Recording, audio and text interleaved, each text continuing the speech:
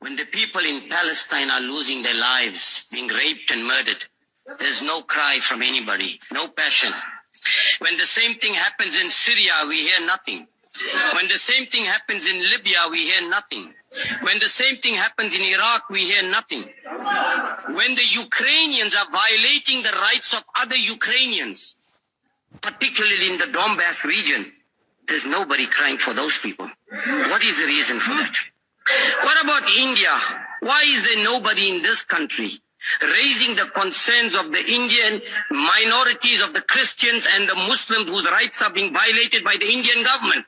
Nobody in this country is saying anything about it. Now, NATO went on and bombed many of the Russian allies. Russia could do absolutely nothing about it and stayed out of it. What did Russia say?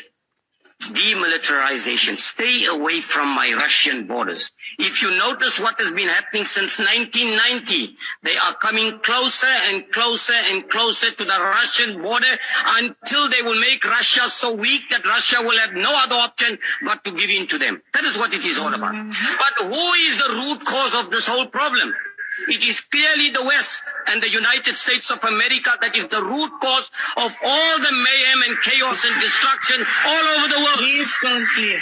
Let's talk about the biological laboratories which is funded by the Pentagon in Ukraine. Where is it coming from? Why are they getting involved in those? Let's talk about the number of people that were massacred by the Ukrainians who have been detained without trial. Nobody has said anything about that as well. Okay? Let's talk about the shelling of the hospitals and the schools and the massacre and the mass graves that were found in Ukraine. Nobody says anything about that. Now, what is Russia asking for?